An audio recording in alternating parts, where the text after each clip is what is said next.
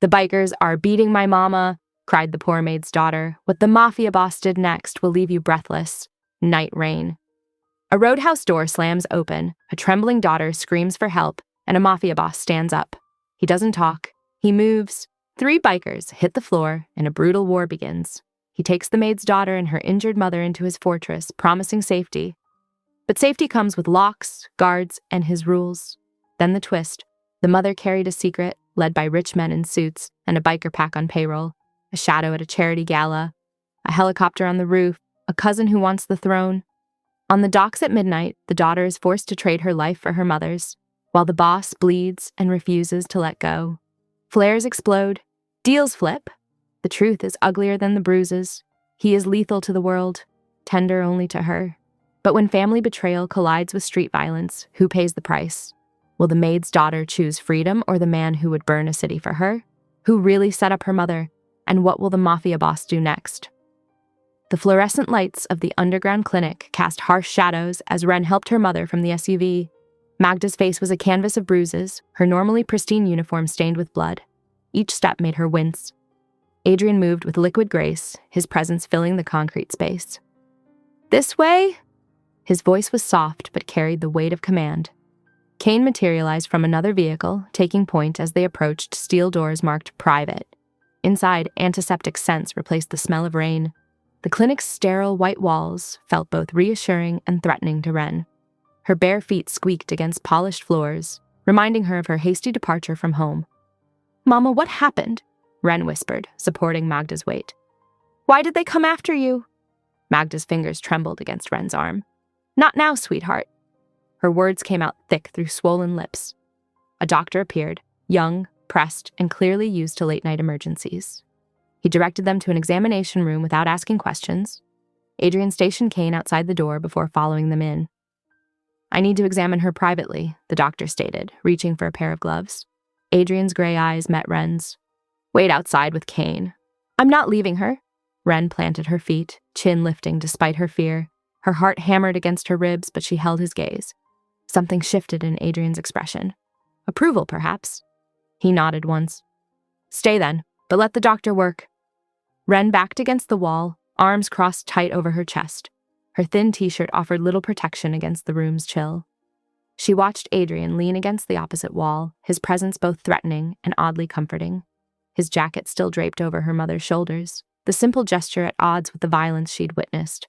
The doctor worked efficiently, documenting injuries and applying preliminary treatment. 2 cracked ribs, multiple contusions, sprained wrist. The clinical list made Ren's stomach turn. "Who were they?" she finally asked, voice barely above a whisper. Adrian's focus remained on Magda. "Rex Dalton leads a crew that handles collections for certain organizations. Tonight they overstepped." "Collections?" The word tasted bitter. "My mother doesn't owe anyone money." "No," Adrian agreed. "She doesn't." Magda made a small sound. Pain or protest, Ren couldn't tell. The doctor paused in his ministrations, checking her reaction. "They said it was about old debts," Magda managed. "About favors owed." Adrian's stillness became more pronounced. "The debt isn't yours, Magda." Ren looked between them, sensing undercurrents she couldn't navigate. Her mother's face held guilt beneath the bruising. Adrian's expression gave nothing away, but tension rolled off him in waves. Kane's knock interrupted the moment. "Boss, police scanner shows increased activity in the area. Rex's crew is moving east." "Track them," Adrian ordered through the door. "I want eyes on their compound within the hour."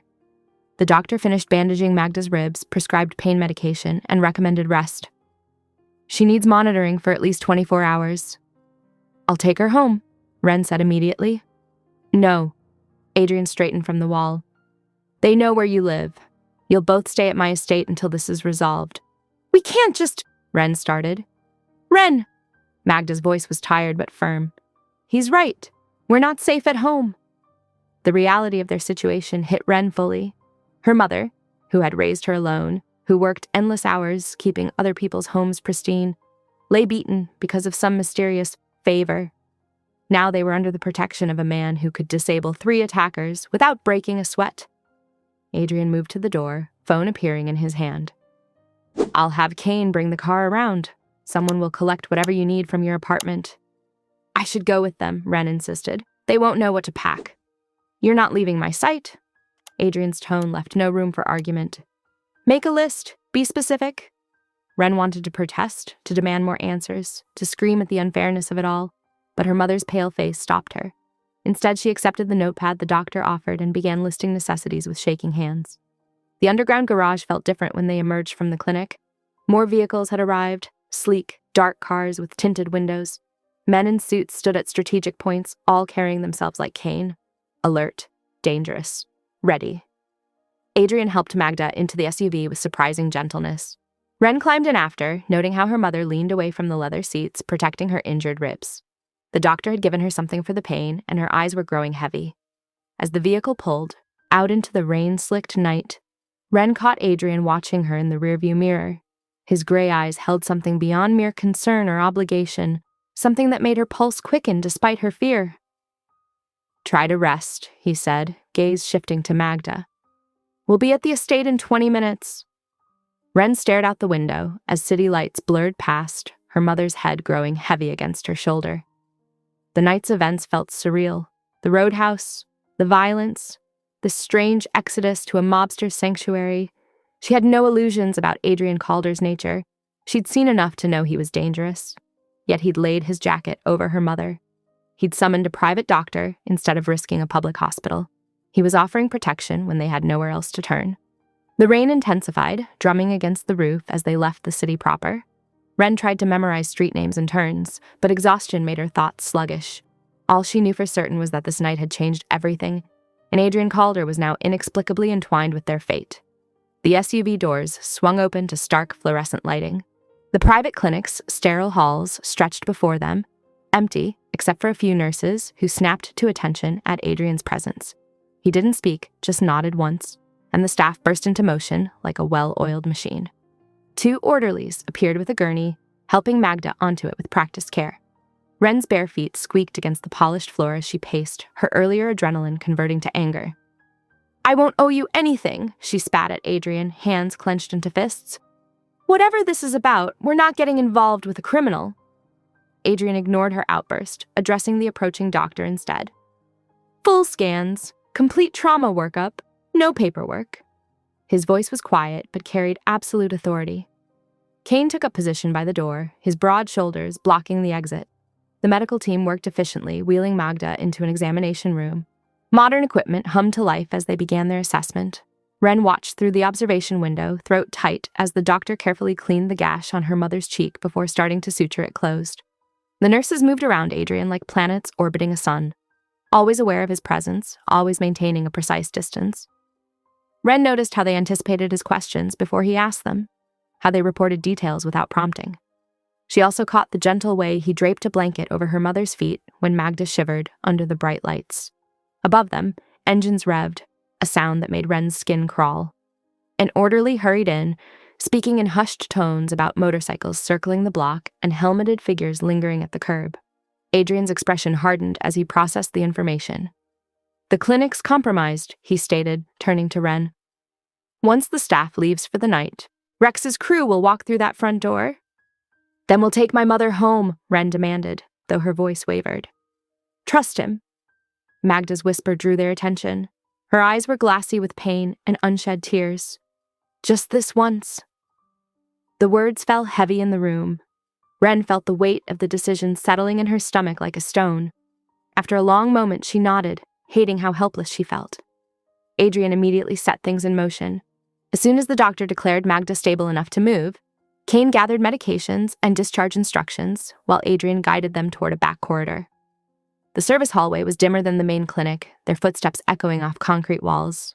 A freight elevator waited at the end, its metal doors reflecting their approaching figures in warped shapes.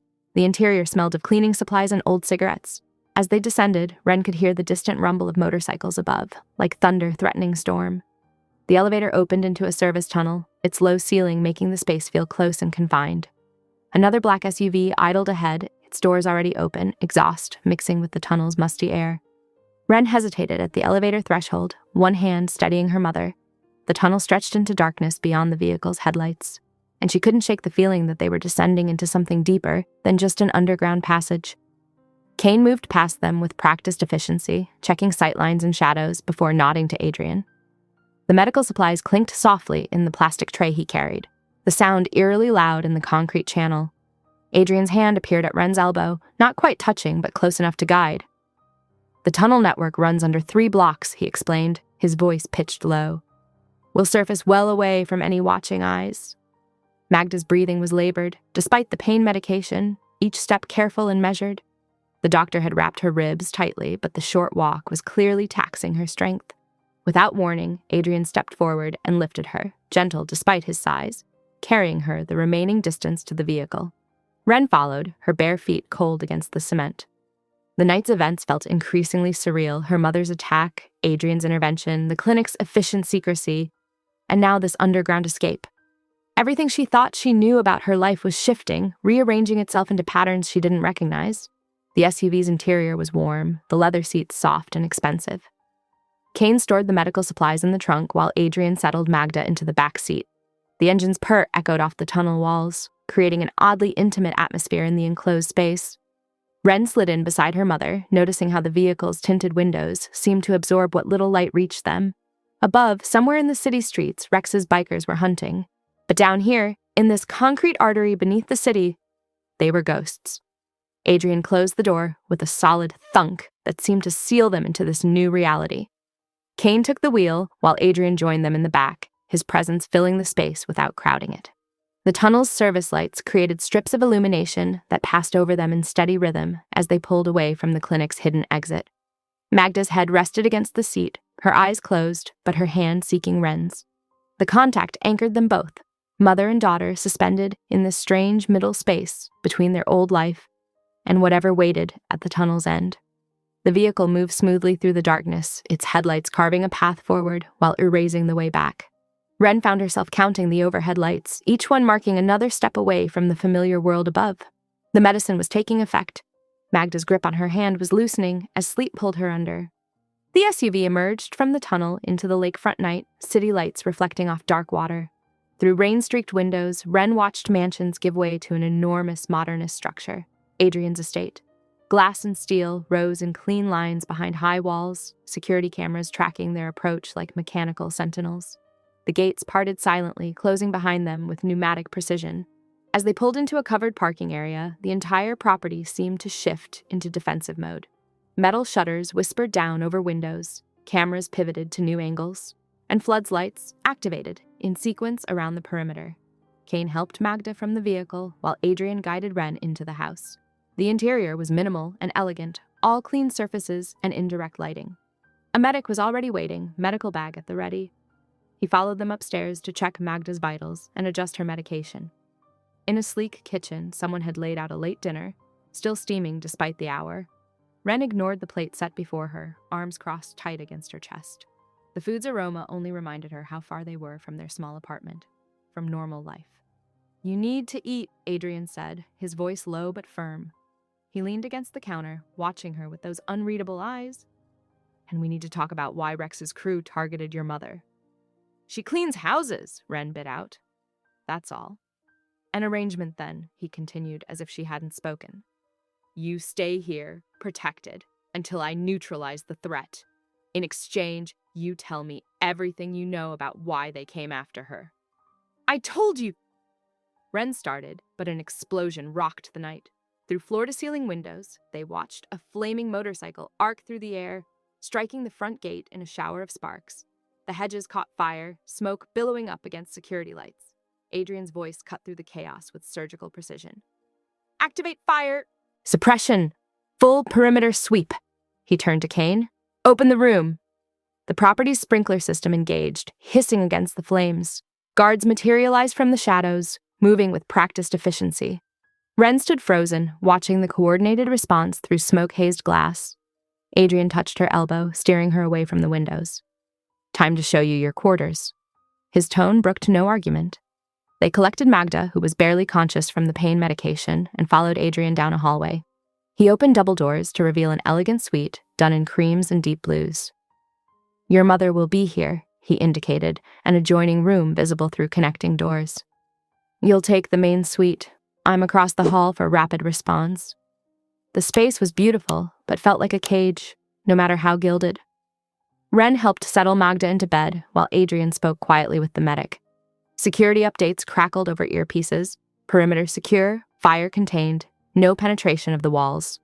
In the ensuite bathroom, Wren found herself washing dried blood from her mother's hands with trembling fingers. The water ran pink, then clear. She couldn't stop staring at the tiny cuts on Magda's knuckles, evidence she'd fought back against her attackers.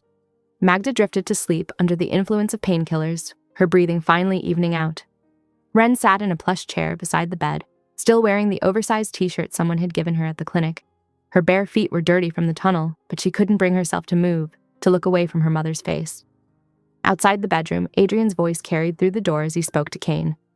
"Triple the patrols until dawn. I want eyes on every approach." Kane's boots moved away down the hall, leaving only the whisper of the house's security systems and the distant sound of waves on the lake. Wren pulled her knees to her chest, making herself small in the chair. The reality of their situation pressed in like the darkness beyond the windows. They couldn't go home, not with Rex's crew hunting the streets. Their world had contracted to these walls, these rooms, these men with guns who answered to Adrian's quiet commands. She watched shadows move past the windows, guards on patrol. The estate's defenses had transformed it into a fortress, but she couldn't shake the feeling that they were trapped as much as protected. Every exit would be watched, every movement monitored. The borrowed shirt felt suddenly inadequate against the chill of uncertainty. In the bed, Magda stirred slightly, wincing even in sleep. Wren reached out to smooth her mother's hair, careful to avoid the bruising on her face. The gentle touch seemed to calm her, and she settled deeper into the pillows. The night pressed against the windows, held at bay by security lights and armed men. Somewhere out there, Rex was planning his next move. In here, Adrian's presence filled the house, like a physical force, controlled violence waiting to be unleashed. Wren forced herself to breathe slowly, counting seconds like her mother had taught her during childhood panic attacks. The chair's fabric was soft under her fingers. The air smelled faintly of leather and something crisp, like evergreens. Security cameras whirred outside, their steady sweep a reminder that nothing moved without Adrian's knowledge. She could hear Kane organizing patrol rotations, voices kept low but professional. The occasional crackle of radio traffic filtered through the walls. Cars passed on the distant road, their sounds muffled by distance and high walls. The lake wind stirred trees beyond the perimeter, branches scratching against metal shutters. The house settled into watchful silence, but tension hummed beneath the quiet. In the ready stance of guards, in the gleam of weapons, in the way Adrian's people moved like wolves circling a den. This was their normal, Wren realized. Violence and vigilance, threat and response, power, held in check until needed. Pre-dawn light crept through the reinforced windows, casting pale shadows across the guest suite. Magda stirred in her bed, her voice thin but urgent. "Wren, Adrian, please." Wren jolted from her half-sleep in the chair, while Adrian appeared in the doorway within seconds. They converged at Magda's bedside, an unlikely pair united by concern. "I need to tell you both something," Magda whispered, fingers twisting in the sheets. "About why this started. Why Adrian helps us." Her eyes, still swollen, found her daughter's face. "It was years ago at the Ellison estate. I was doing evening turn-down service." Wren knew the mansion. Old money, ancient oaks, iron gates that whispered of generations of wealth. She'd played in its gardens as a child while her mother worked. "A boy came in through the service entrance," Magda continued. "Bleeding, barely standing, just a teenager, but his eyes..." She looked at Adrian. "The same eyes you have now." Adrian's jaw tightened, a muscle flickering beneath the skin. For the first time, Wren saw something crack in his controlled expression. "There were men searching for him. I could hear them coming." Magda's voice trembled. "I hid him in my laundry cart, covered him with sheets, rolled him right past them. They never thought to look there." Wren stared at Adrian, seeing him differently, imagining a wounded boy beneath the ruthless exterior. The hatred she'd nursed since the roadhouse flickered, complicated by this new understanding. The burner phone on the nightstand rattled, screen lighting up with an unknown number. Wren answered before thinking. Rex's voice slithered through the speaker. A recording played. Harsh, terrified breathing that Wren recognized from the roadhouse attack. Her mother's fear, preserved and weaponized. "Just a taste of what's coming when we finish what we started," Rex promised. Adrian plucked the phone from her numb fingers. His no was soft, almost gentle, and more terrifying for it. He ended the call with a tap. "Beatrice, he spoke into his own phone. I need financial traces on Rex's crew, shell companies, property holdings, everything. He paused, listening. Yes, now. Kane appeared with coffee, fresh bandages, and a compact first aid kit that he set on the bedside table. Wren's fingers traced its zipper, memorizing its location. You need protection details, Adrian stated, turning to Wren. Scheduled movements, security escorts. I need to breathe, Wren shot back. I won't be a prisoner here. You'll be dead if you walk out those gates. They locked eyes, neither willing to back down. Finally, Wren offered, I'll stay on the estate grounds, but I want to know the strategy. No decisions about us without us. Adrian considered, then nodded once. Acceptable. You'll sit in on meetings. The day crawled by in a blur of security drills and medication schedules. Wren watched the estate's routine unfold, guard changes, perimeter sweeps, communication checks. She noticed how Adrian's people moved with precise coordination, how information flowed in careful channels. Between crisis meetings, she caught Adrian adjusting Magda's blanket, ensuring her feet stayed warm. The gentle gesture seemed unconscious, at odds with the man who orchestrated violence with quiet words. Wren filed it away with other contradictions, his soft voice and hard actions, his rigid control and unexpected kindness. Dusk settled over the estate. Floodlights hummed to life, turning the manicured lawn into a stark checkerboard of light and shadow. The day's tension coiled in Wren's muscles, making her restless. She stepped onto the terrace, seeking fresh air.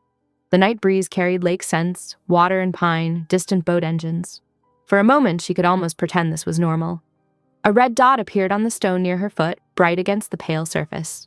Wren's breath caught as she recognized the laser sight. The dot vanished as quickly as it had appeared, but its message was clear. They were watching, waiting. She scrambled back inside, hands shaking as she locked the balcony doors. The reinforced glass suddenly seemed too thin, the walls too vulnerable. Through the windows, she could see guards moving with increased urgency, responding to the threat. Kane appeared in the doorway. Inside spaces only from now on, he said, his tone allowing no argument. We're adjusting the patrol patterns. Wren nodded, still trembling. The laser dot had been a message, Rex showing them that safety was an illusion, that walls could be breached, that no fortress was impregnable. She returned to Magda's room, where Adrian stood by the window, phone to his ear. His free hand rested on his weapon, and his expression promised violence to anyone who threatened what he protected. Looking at him now, Wren could see both versions, the wounded boy her mother had saved, and the dangerous man who would burn the world to repay that debt. The estate hummed with heightened alertness. Radio chatter increased, guards doubled up on patrols, and somewhere in the city, Beatrice Vale was unraveling financial threads that would lead them to Rex. Wren settled into the chair by her mother's bed, the first aid kit within easy reach, and watched shadows move across the ceiling as Adrian's security machine adjusted to counter the latest threat. Morning sunlight streamed through bulletproof glass, casting long shadows across the estate's marble floors. The night's tension lingered like stale coffee, security teams rotating with quiet precision as Beatrice Vale's heels clicked down the hallway. She entered the study carrying a slim laptop, her expression sharp as a scalpel. Havencourt Logistics, she announced without preamble. Shell company funneling funds to Rex's operations. Recent transfers match their equipment upgrades. Wren's head snapped up at the name. Something tickled her memory. Magda's schedule changes over the past year, extra shifts at some charity foundation. Wait, she said, pieces clicking together. Mom was working overtime at a place sponsored by Grant Ellison, some fancy philanthropy thing. Adrian's attention focused on her like a laser. Details. She'd come home late, carrying this heavy cleaning caddy. Wren frowned, remembering. It made weird noises, not like cleaning supplies, more like metal on metal. Without warning, Wren bolted from the study, her bare feet slapped against cool floors as she ran to their temporary quarters, where Magda's belongings sat in a neat pile, rescued from the clinic. She grabbed the plastic cleaning tray, fingers searching the bottom, until, there. A slight ridge, nearly invisible. Adrian appeared in the doorway as Wren pried up the false bottom. Inside lay a small leather-bound book, its pages filled with neat columns, dates, names, amounts, and strings of numbers that could only be account codes. Mom? Wren called out, her voice tight. Mom, I need you to look at this. Magda shuffled in, supported by Kane. Her face went ash white when she saw the ledger. I I didn't know, she whispered. Mr. Ellison said it was donor records for tax purposes, said carrying them separately was more secure than email. Wren believed her instantly. Her mother's hands shook as she sank into a chair, horror dawning in her eyes. They used me, Magda said. All those special deliveries, I was moving their money. Adrian took the ledger, studying its pages with clinical focus. His free hand curled into a fist, then deliberately relaxed. This is why Rex's crew targeted you. They're hunting evidence. Beatrice materialized with her phone already at her ear. I need everything on Grant Ellison's foundation, board members, donation history, property holdings. She paused, listening. Yes, especially offshore accounts. Wren watched Adrian flip through the ledger, his expression unchanging, but something dangerous building behind his eyes. He looked up suddenly, catching her gaze. For a moment, she saw him categorizing her, not as a liability anymore, but as an asset he hadn't fully calculated. Without warning, he caught her hand and pressed his lips to her knuckles. The kiss was swift, almost businesslike, but it sent electricity racing up her arm. Before she could react, he'd already turned to Kane. We use this, Adrian said, tapping the ledger. Set up a pickup. Somewhere visible but controlled. Let them think we're amateur enough to take the bait. I'm going, Wren declared. Adrian's jaw tightened. No. Yes. Wren stepped closer, refusing to be intimidated by his height. I won't sit here wondering if you're alive or dead. I won't be cargo you shuffle around for safekeeping. Their standoff stretched until Kane cleared his throat. Boss, having her there makes it look more authentic. They'll expect her to want answers about her mother. Something shifted in Adrian's expression. Not quite surrender, but tactical adjustment. You never leave my line of sight, he said finally. Not for a second. Clear? Crystal. Wren's heart hammered, but she kept her voice steady. The day blurred into preparation. Kane's team drilled formations while Beatrice made calls, unraveling the web of shell companies hiding Rex's operation. Wren memorized the plan until she could recite it in her sleep. Approach vectors, fallback positions, extraction routes. Evening painted the sky purple-black as their convoy rolled toward the meeting point. Wren sat shotgun in Adrian's car, the ledger sealed in waterproof plastic on her lap. Her fingers traced its edges through the material, wondering how many lives this little book had already cost. They pulled under a freeway overpass where sodium lights cast everything in sickly orange. The hollow space amplified every sound, idling engines, boots on concrete, radios crackling with encrypted chatter. Adrian's men melted into shadow positions, weapons ready but hidden. Wren watched her breath fog the window, heard Adrian check his weapon with practiced ease. The ledger felt heavy in her hands, weighted with secrets and blood, and her mother's unwitting involvement in something much bigger than cleaning houses. Around them, the underpass hummed with potential energy. Each passing car made shadows dance across concrete pillars. Every echo could be approaching footsteps. The air tasted like exhaust and adrenaline. Kane's voice came through their earpieces, barely a whisper. Vehicle approaching from the north. 3 motorcycles trailing. Adrian's hand brushed Wren's knee. A reminder, or a warning, she wasn't sure which. His touch lingered a moment longer than necessary before returning to the steering wheel. They waited as engines grew louder, headlights sweeping the darkness. Wren's heart pounded so hard she was sure everyone could hear it over the radio static.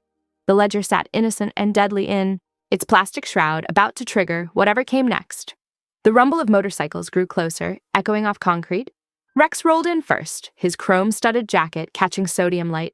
He killed his engine but left his helmet on. Visor up to show his mocking grin. His phone glowed as he held it up. Streaming video. Got a little preview for ya, Rex called out, his voice bouncing between pillars. On the screen, Grant Ellison's polished smile flashed under camera lights. He was shaking hands with someone just out of frame, a dark silhouette that stayed carefully hidden. The footage looked recent, maybe from a charity event. Family always pays, Rex drawled. Ain't that right, Calder? He dismounted with theatrical slowness, boots scraping concrete. 2 more bikes idled behind him, their riders' faces hidden behind dark visors.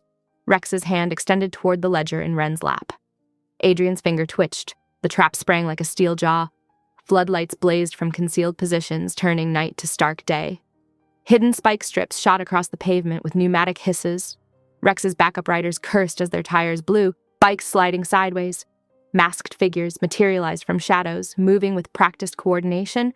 Kane's team had drilled this for hours. It showed in their fluid precision. No wasted motion, no hesitation. Down! Adrian ordered, shoving Wren behind a concrete pillar. She pressed her back against cold stone, heart hammering. From her position, she could see everything unfold like a brutal dance. Adrian moved like water and struck like steel. He disarmed the first rider with a twist that looked almost gentle until the man screamed. The second rushed him with a knife. Adrian redirected the blade into the attacker's own thigh. His economy of violence was terrifying. No flash, no excess, just clinical efficiency. Rex backed away, fumbling something from his jacket, a flash drive that glinted under the floods. Adrian's boot caught Rex's wrist, sending the drive skittering across concrete. Kane snatched it up in one smooth motion. "Kill them!" Rex shouted, but his remaining men were already down or restrained. He spotted a gap between vehicles and darted for it. His bike roared to life as he threaded the narrow space, scraping paint but breaking free.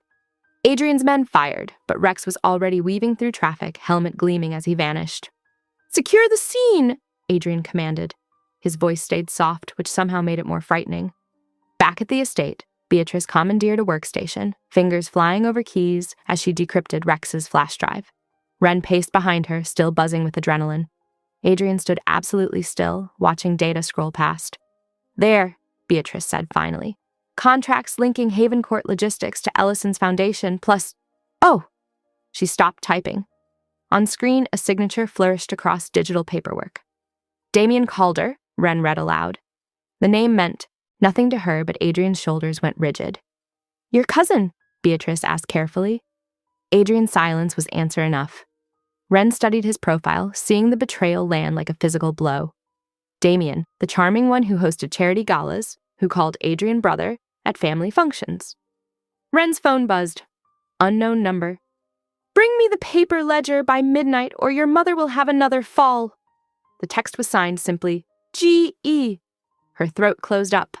Grant Ellison had her number, had access to her mother. She glanced at Magda's door, remembering her broken body at the roadhouse. She should tell Adrian. She'd promised, no secrets, no solo moves. But the image of her mother bleeding on barroom floor flashed behind her eyes. "I need to check on Mom," she mumbled, slipping away while Adrian and Beatrice dissected contract details. Magda slept peacefully, breath steady and even. Wren touched her hand, feeling its warmth. Down the hall, she heard Adrian's voice. "Put eyes on Ellison's gala tonight. Full coverage, every entrance and exit." Kane's acknowledgement was quick and professional. Wren's phone felt heavy in her pocket, Ellison's threat burning through fabric. She had hours until midnight, hours to decide between keeping her word to Adrian and keeping her mother safe. The estate hummed with activity, guards changing shifts, analysts processing data, medical staff checking Magda's vitals. But Wren felt suddenly, terrifyingly alone with her choice. She watched Adrian through the doorway as he coordinated with his team. He moved with the same precise control he'd shown during the fight. Every action measured and intentional. This was the man who'd broken bones to protect her mother, who'd killed to keep his word. But he was also the man who'd lost control of his own organization, enough for his cousin to betray him. Could she trust him to stop Ellison in time? Magda stirred in her sleep, wincing as her bruises shifted. The sight stabbed through Wren's chest. She'd watched her mother suffer once already. The thought of it happening again made her physically ill. Her phone buzzed again, another message from Ellison. Tick-tock. Through the window, she could see security teams patrolling the grounds, weapons ready. The estate was a fortress, but fortresses could be breached. Rex had proven that with his flaming motorcycle. All it would take was one gap, one moment of vulnerability. Adrian's voice carried from the hall, discussing security rotations with Kane. He sounded controlled, focused. A man used to solving problems with overwhelming force. But Wren had seen the crack in his armor when Damien's name appeared. Family betrayal had blindsided him once already. She touched her mother's hand again, feeling the calluses from years of honest work. Magda had protected her whole life. Now it was Wren's turn to protect back. But the cost of choosing wrong could be fatal. The ledger sat in its waterproof sleeve, innocuous and devastating. In a few hours, she'd have to decide, trust Adrian's protection or surrender to Ellison's threats. The museum's glass atrium sparkled like a jewel box, filled with designer gowns and polished cufflinks. Wren's borrowed black sheath dress whispered against her legs as she slipped through the crowd. The stolen ledger, a hard rectangle, in her silver clutch. Her hands trembled slightly, but her steps stayed steady. Trading herself for her mother's safety wasn't ideal, but it was the only guarantee she could trust. She'd almost reached the main gallery when a familiar voice cut through the champagne-soaked chatter. "The black Givenchy suits you."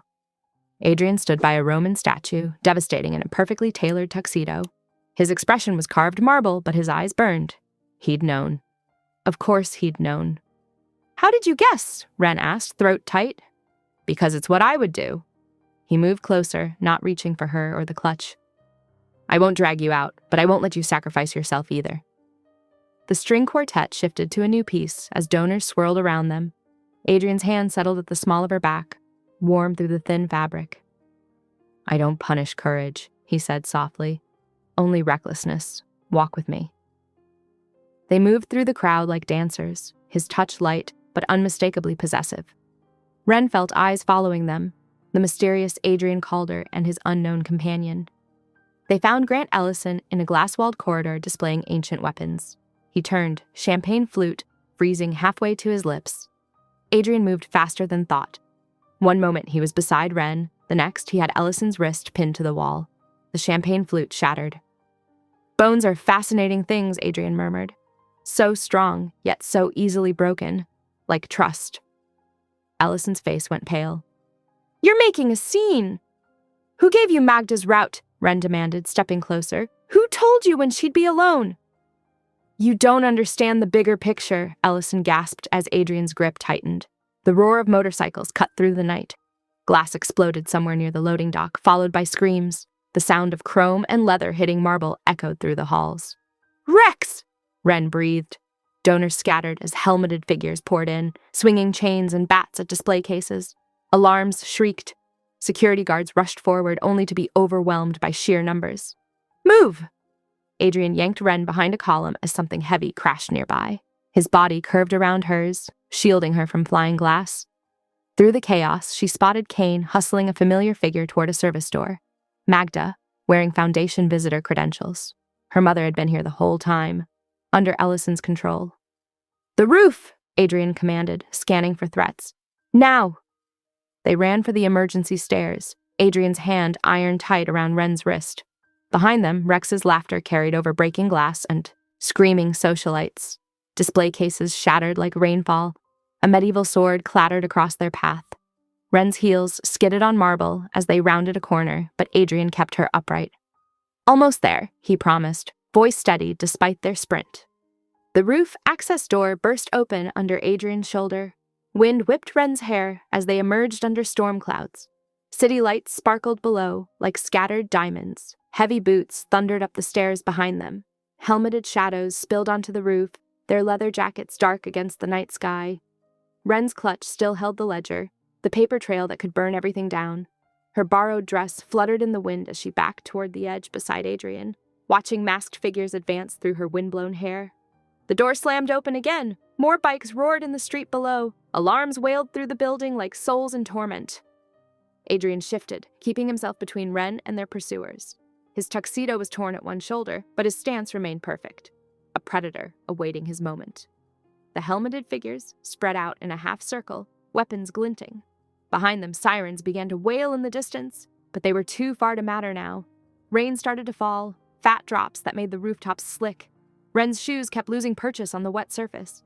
The ledger felt like it was burning through her clutch, all those dangerous secrets trapped in ink and paper. Lightning flashed, turning the scene stark white for a heartbeat.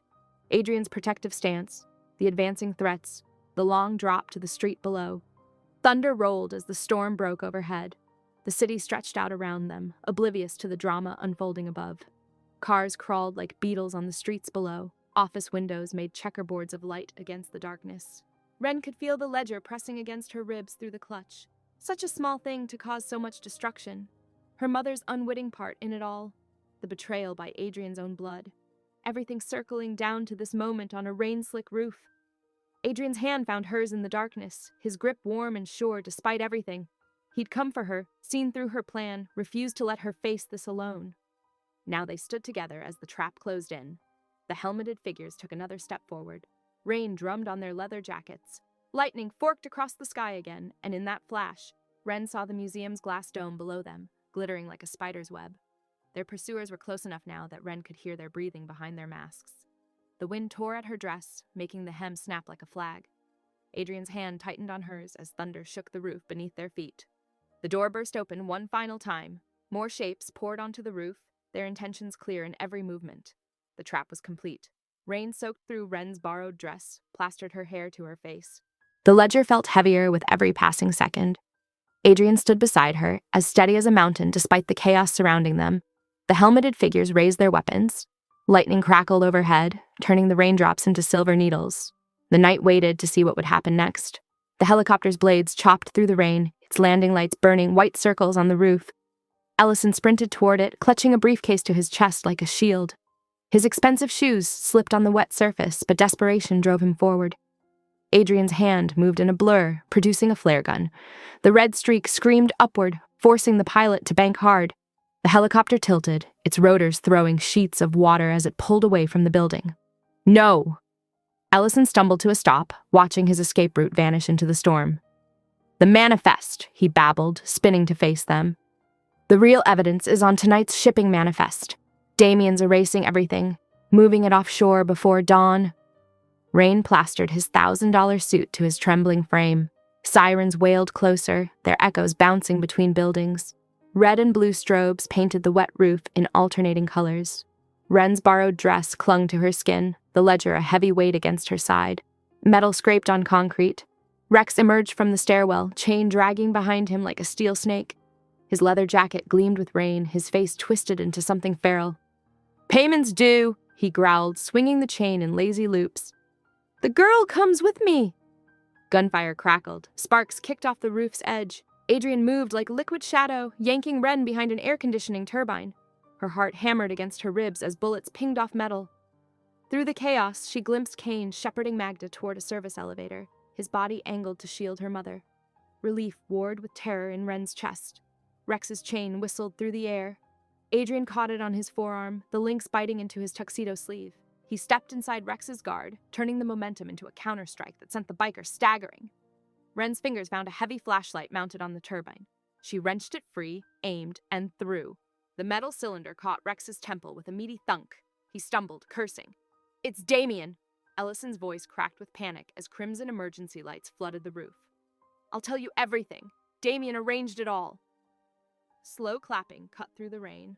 A familiar silhouette emerged from the shadows, elegant despite the storm. "Dear cousin," Damien drawled, "always so dramatic about your little crown." His smile was sharp as broken glass. "Some of us prefer working smarter, not harder." Before Adrian could move, Damien melted back into the darkness, dragging Ellison with him. Their footsteps echoed down the far stairwell. Rex fired another burst of cover fire and swung over the roof's edge on a rappel line, vanishing into the night. Wren pressed her palm against Adrian's chest, needing to feel the steady thump of his heart. His pulse beat strong and sure beneath her fingers, grounding her in the chaos. Adrian lifted his radio, voice controlled despite the adrenaline. "Kane, confirm package secure?" "Package safe and moving." Kane's response crackled back. "Secondary extraction route clear." Rain drummed on the turban above them. Wren's fingers curled into Adrian's ruined tuxedo jacket, her own heart finally beginning to slow. Around them, the city pulsed with emergency lights and distant sirens. Water streamed down Adrian's face, but his eyes remained sharp as he scanned the roof. His free hand stayed at Wren's waist, keeping her close while he assessed threats. The helicopter's sound had faded to nothing, leaving only the storm's rumble. Broken glass crunched under their feet as they moved from cover. The ledger pressed against Wren's side, its secrets now seeming small compared to what Ellison had revealed. Somewhere in the city, a shipping manifest held the real proof, and Damien was racing to destroy it. Steam rose from the warm roof as rain continued to fall. Shell casings glinted like copper stars scattered across the concrete. The service door hung crooked on its hinges, marking Rex's violent entrance. Adrian's radio crackled again with updates from his security team. Police were securing the lower floors. The museum's guests had been evacuated. Kane had Magda safely hidden in one of Adrian's backup vehicles. Wren shivered, the adrenaline crash leaving her cold, despite the summer storm. Adrian shrugged out of his torn jacket and draped it over her shoulders. The fabric carried his warmth and a trace of gunpowder. "Your mother's safe," he murmured, his thumb brushing her cheek. "Kane will take her to the secure house, while we handle this." Lightning forked across the sky, illuminating the destruction around them. Broken equipment, bullet holes in the turbine, Rex's abandoned chain coiled like a dead snake. evidence of how close they'd come to disaster. Below, emergency vehicles clogged the streets, their lights painted the falling rain in red and blue streaks. Voices echoed up from the museum as police secured the scene. Ren touched the spot where Rex's chain had torn Adrian's sleeve. The skin beneath was already bruising, but his grip remained steady on her waist. He'd taken the hit without hesitation, placing himself between her and danger. The storm's intensity began to ease, leaving them in a gentle curtain of rain. Water dripped from Adrian's hair, traced the sharp line of his jaw.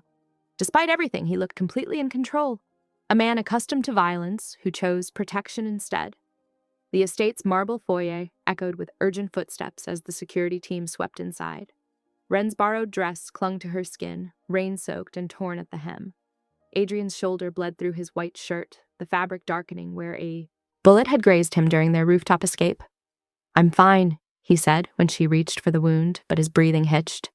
"Shut up and sit down." Ren kicked off her heels and ran to the first aid kit Kane had given her earlier. Her fingers trembled as she laid out supplies on the bathroom counter: antiseptic, gauze, surgical thread, curved needle. Adrian leaned against the sink, shirt discarded. The wound wasn't deep but needed closing. Ren sterilized her hands, then the needle, trying to ignore how the bathroom lights caught the planes of his chest. "This will hurt," she warned, cleaning the injury.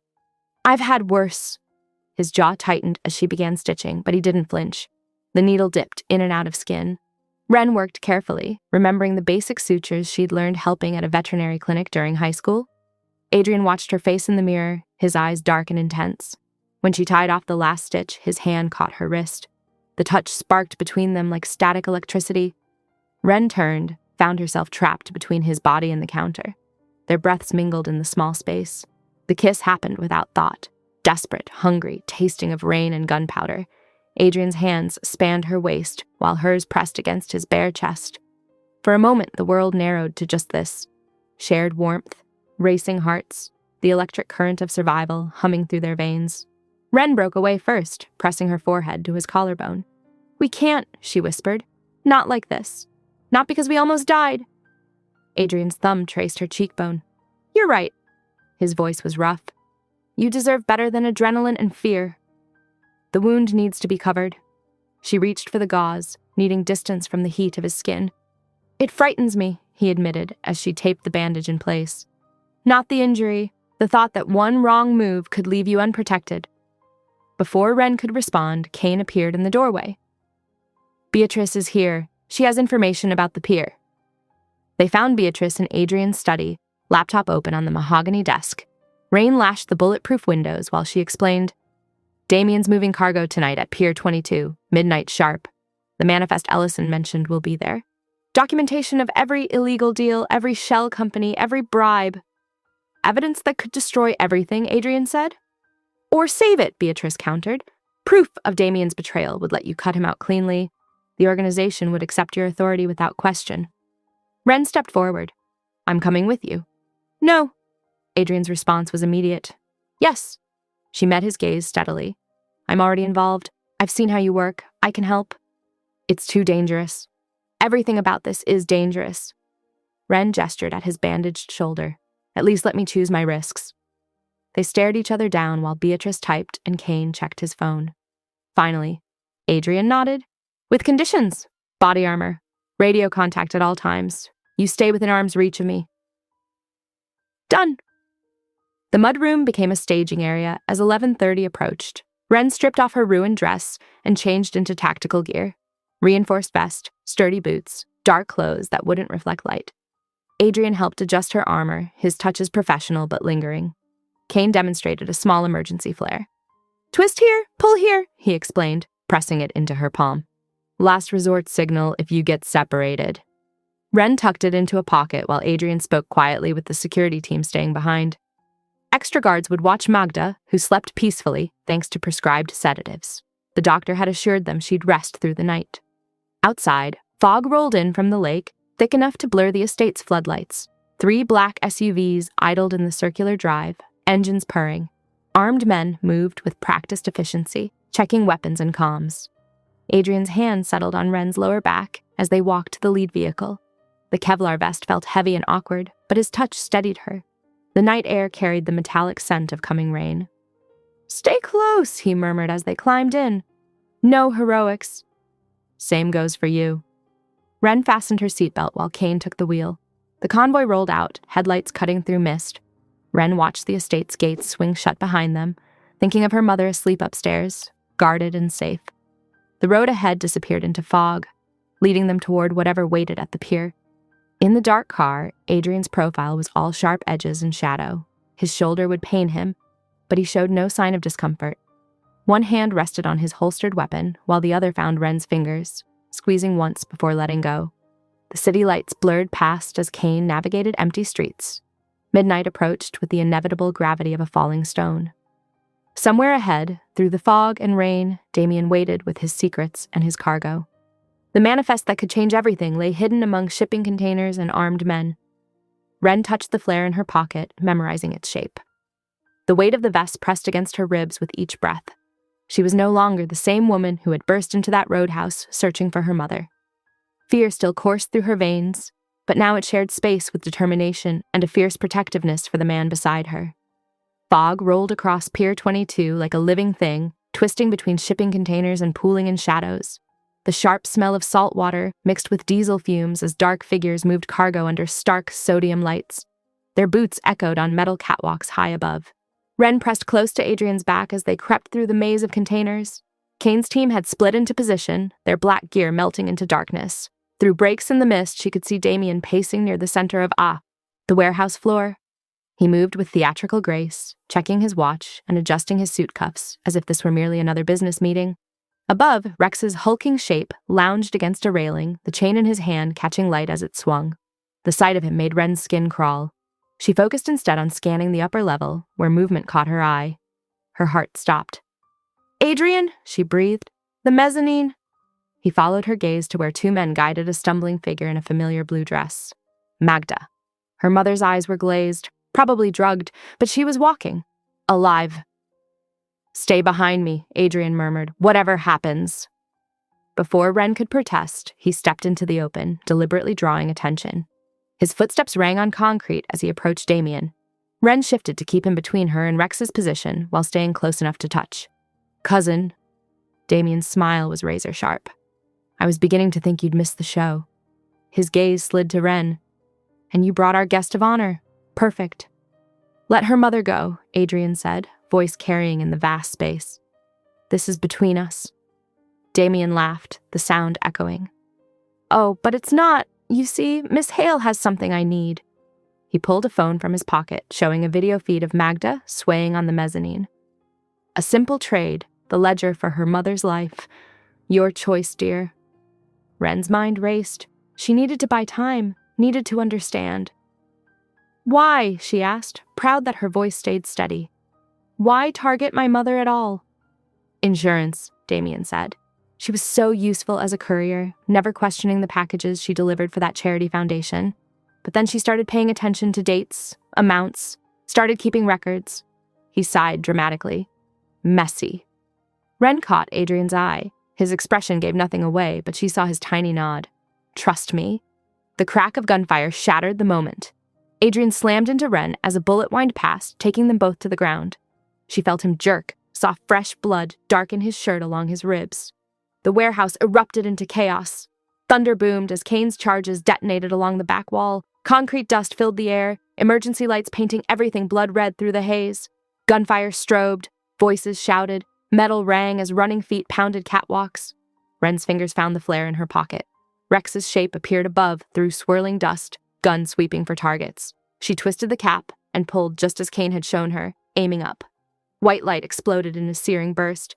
Rex reeled back, chain falling as he clutched his face. His boot caught the railing and he pitched over, plummeting to crash onto a stack of crates below. He didn't get up. Through ringing ears, Wren saw Damien backing toward the pier office. Courier case clutched to his chest.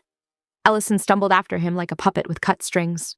Movement on the mezzanine caught her eye, Magda breaking. Free of her distracted guards lurching toward the stairs, Adrian's hand locked around Wren's wrist, his grip urgent but gentle. Blood darkened his side, but his eyes were sharp and focused. "With me," he said. "Now!" The warehouse descended into red-lit mayhem as smoke bombs hissed and men shouted. Shipping containers threw back echoes until distance and direction became impossible to track. Wren could barely see through the chemical fog, trusting Adrian's grip to guide her. Their boots crunched on broken glass and shell casings. Somewhere ahead, a door slammed.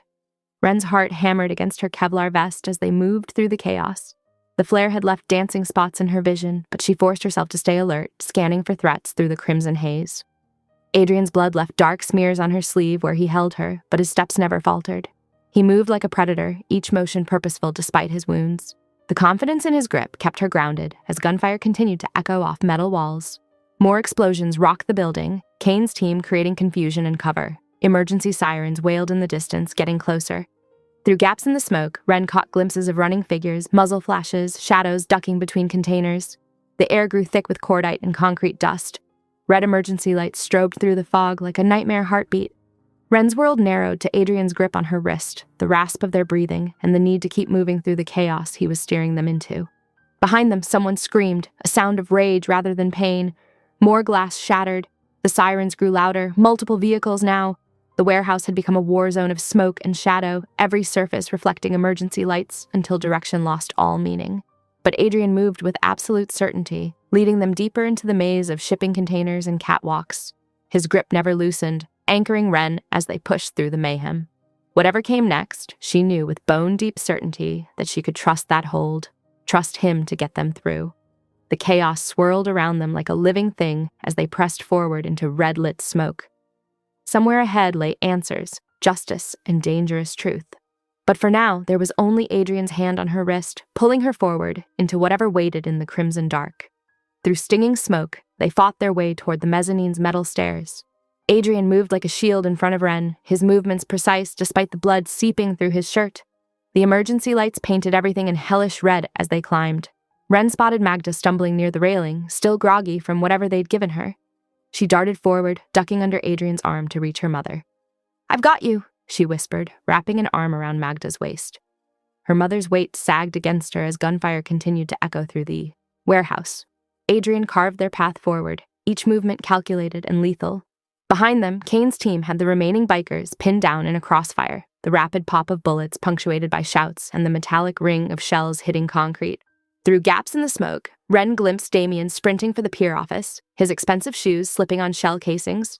He slammed the door behind him, the sound of furniture dragging across floor suggesting a hasty barricade. "Federal agents, everyone down, weapons on the ground!" The commanding voice cut through the chaos. Beatrice Vale strode through the smoke, flanked by tactical teams in FBI windbreakers, her designer suit incongruous among the Kevlar vests. She held up a document sealed with official stamps. "I have a federal warrant for Damien Calder and associated parties." Wren's mind raced as she processed Beatrice's appearance. The attorney had been playing both sides, building a federal case while maintaining her position as Adrian's counsel. It was brilliant and terrifying, typical Beatrice. Damien's laugh floated from behind the office door. "You have nothing. Everything's legal on paper." His voice held the smug confidence of a man who thought he'd covered all his tracks. Adrian moved before anyone could react. His knife flickered out in a silver arc, catching the emergency lights as it sailed through the gap when Damien cracked the door. A cry of pain, then Adrian was through the opening, shoving Damien face first onto the desk with practiced efficiency. "The manifest," Adrian said softly, his tone making it clear it wasn't a request. Federal agents swarmed in, securing the courier case and extracting documents while Damien struggled ineffectively against Adrian's hold. Wren kept Magda behind a thick concrete pillar, shielding her from the last sporadic gunfire. Her mother's breathing was steadier now, the drugs wearing off. "Almost done," Wren promised, squeezing her hand. The wail of approaching sirens grew louder, multiple vehicles converging on the warehouse. Red and blue strobes joined the emergency lighting, creating a dizzying kaleidoscope through the thinning smoke. Ambulances pulled up outside, their white shapes visible through the loading bay doors. 2 agents dragged Rex past their position. The biker leader's face was red and blistered around his eyes from the flare, his usual swagger replaced by a stumbling gait. His wrists were secured behind his back with heavy cuffs that clinked with each step. "You won nothing!" Damien spat as agents cuffed him, his pristine suit now wrinkled and stained. "Love is a liability in our world. It makes you weak, makes you stupid." He glared at Wren and Magda. "Makes you protect the wrong people." Adrian's voice was quiet but carried clearly. "Only for men who don't know how to keep it." He stepped back, letting the agents take control of his cousin. His eyes found Wren's across the space between them, and something in his expression made her breath catch. The warehouse was filling with emergency responders now. Police securing the scene, medics treating the wounded, evidence technicians documenting everything. Kane appeared at Adrian's shoulder, murmuring something about perimeter security and witness statements. "Let's get you checked out," Wren told Magda, guiding her toward one of the waiting SUVs where a medic stood ready. Her mother's steps were stronger now, though she still leaned heavily on Wren's support. "You'll follow?" Magda asked, her voice rough from whatever they'd used to drug her. "Right behind you," Wren promised. "Adrian and I just need to give statements at the perimeter. Won't take long." She helped Magda into the vehicle's back seat, watching as the medic immediately began checking vital signs. The chaos was settling into ordered activity now. Multiple agencies coordinated their responses while evidence was cataloged and suspects were processed. Through it all, Adrian stood like the eye of the storm, giving precise directions to his people while federal agents worked around him. Wren caught his glance again and knew they were thinking the same thing. They'd made it through! The ledger was safe, the manifest secured, and both Rex and Damien were in custody. Most importantly, Magda was safe and receiving medical attention. The night air had cleared most of the smoke from the warehouse, revealing the full scope of the battle's aftermath. Bullet holes riddled containers and walls, shell casings littered the floor like deadly confetti. Kane's explosive charges had left scorch marks on support columns, but they'd won. They'd protected what mattered. As Wren watched the medic tend to her mother through the SUV's window, she felt the weight of the past few days settling into her bones. Soon she'd have to give her statement, help document everything that had happened. But for now, she allowed herself a moment to breathe, to process that they'd actually survived. Emergency vehicles continued to arrive, their lights painting the warehouse walls in alternating red and blue. The night would be long, full of questions and paperwork and official procedures. But the hard part was over. They'd made it through the fire together. Beatrice approached with a tablet, already organizing the legal aftermath with her usual efficiency. The federal agents moved with purpose, securing evidence and processing scenes. Everything was shifting from crisis to procedure, from combat to consequences. The warehouse perimeter hummed with organized chaos as red and blue lights painted everything in alternating shades. Wren stood with her back straight, giving her statement to a detective who wrote in quick, efficient strokes. She kept her story clean and careful, focusing on the essential facts while omitting anything that might compromise Adrian's legitimate operations. "Ms. Hale, you were present when Mr. Ellison made threats against your mother?" the detective asked. Pen poised. "Yes," Wren answered, her voice steady despite her exhaustion. He demanded documents in exchange for her safety. She could feel Adrian's presence nearby, though he was giving his own statement to federal agents. Beatrice moved through the scene, like a shark through water, precise and purposeful. She presented the manifest and related documents to the lead federal agent, her expression coolly professional as she outlined the cooperation agreement she'd arranged. The deal was masterfully crafted. It would dismantle Damien's criminal enterprise while keeping Adrian's legitimate businesses intact. "All evidence of financial misconduct has been documented," Beatrice stated, her tone clipped and efficient. "You'll find Mr. Ellison's offshore accounts particularly interesting."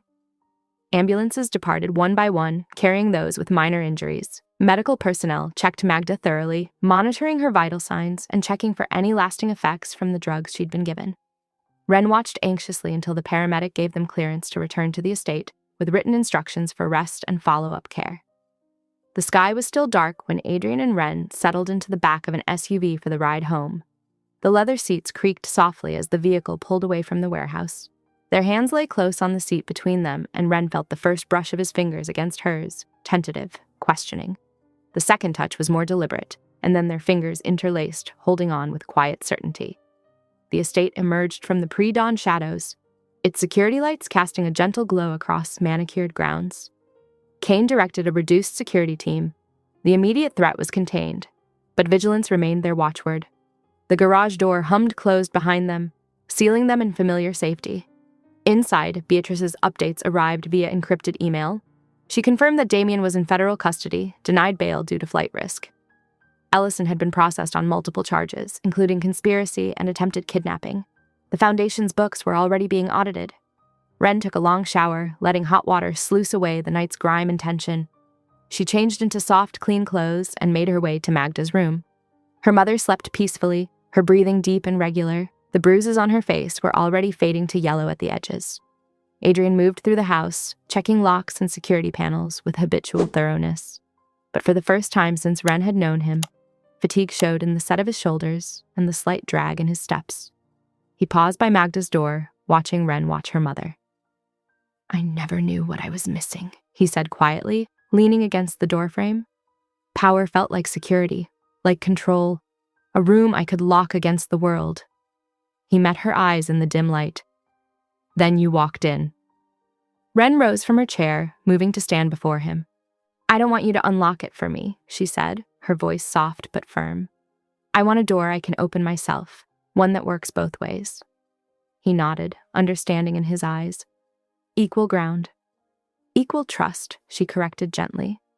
They made their way downstairs and out onto the terrace.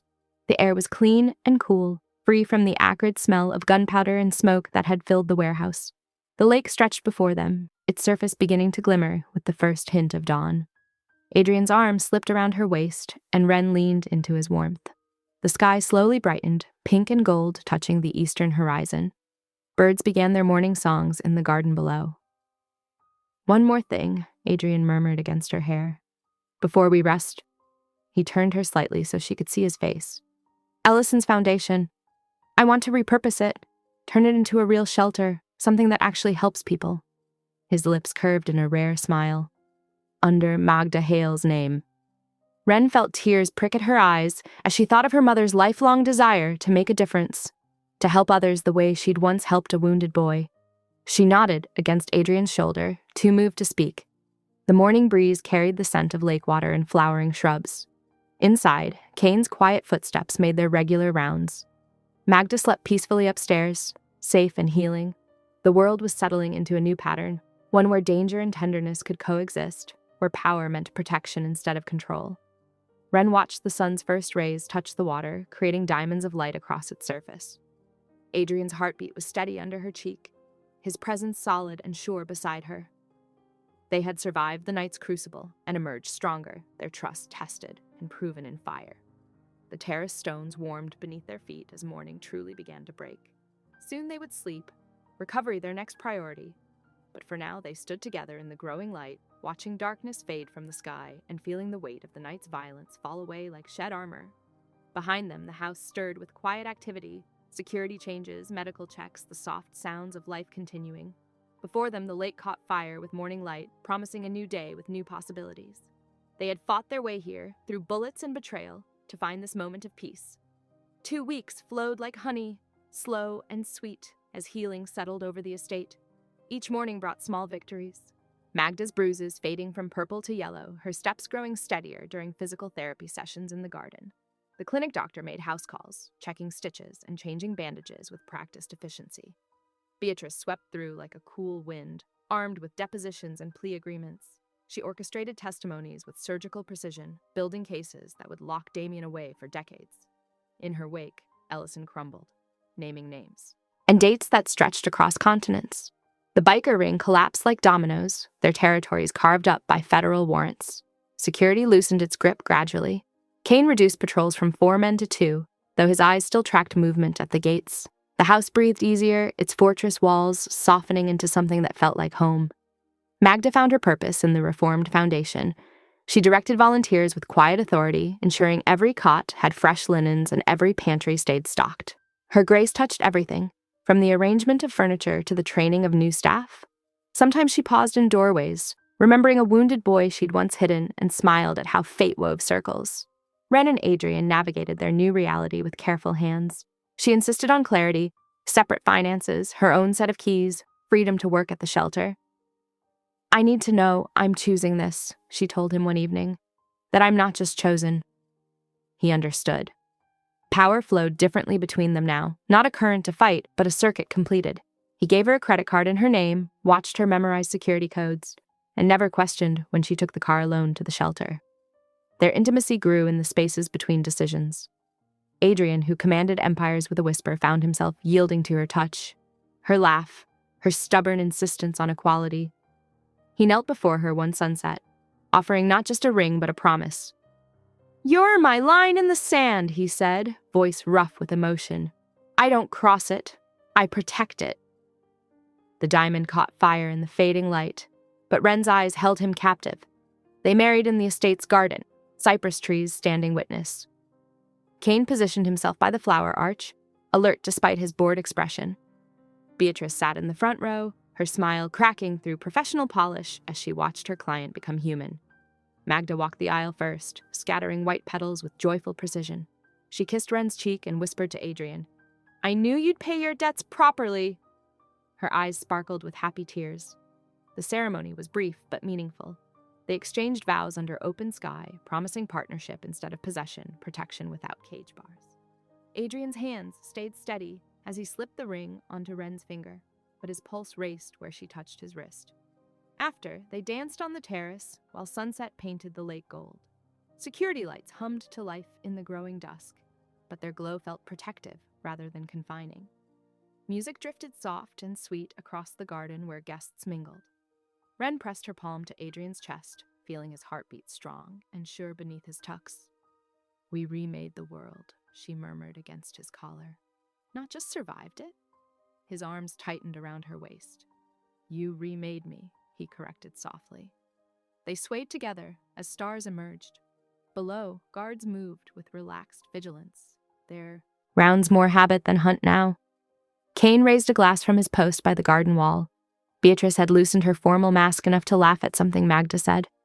The party wound down naturally, guests filtering away into the velvet night. Magda hugged them both, her eyes bright with happy tears, before retiring to her suite. Cain coordinated the night shift while Beatrice gathered her files, already focused on tomorrow's cases. In their bedroom, moonlight spilled through open balcony doors, carrying the scent of lake water and late-blooming flowers. The night air was cool and sweet, unmarred by gunpowder or fear. Guards patrolled below, their footsteps a gentle reminder of safety rather than confinement. Adrian drew Wren close, his fingers tracing the line of her spine through silk. "You're mine forever," he whispered into her hair, then added the words that made it a choice rather than a claim. "And I'm yours." The lights dimmed around them, shadows softening every edge. They had transformed danger into devotion, threat into trust. Their world was still ringed with thorns, but they had built something precious within its boundaries. A life chosen together, protected but never imprisoned. The lake whispered beyond their balcony, its waters reflecting starlight. Inside, they held each other, equal partners in the empire they would guide, the foundation they would grow, the future they would forge. Safe danger had become sacred trust, and love had proven stronger than power. Through the open doors, night air carried the promise of tomorrow, of more mornings waking beside each other, more battles fought together, more moments of quiet triumph. They had earned this peace, carved it from chaos with bare hands and brave hearts. The estate settled around them, secure in its new purpose. In Magda's suite, she dreamed of the lives her foundation would change. In his office, Cain's reports showed a city learning new rules. In her car, Beatrice drove home satisfied with justice served. And here, in this room where moonlight painted silver paths across the floor, two people who had chosen each other despite every odds held their future in careful hands.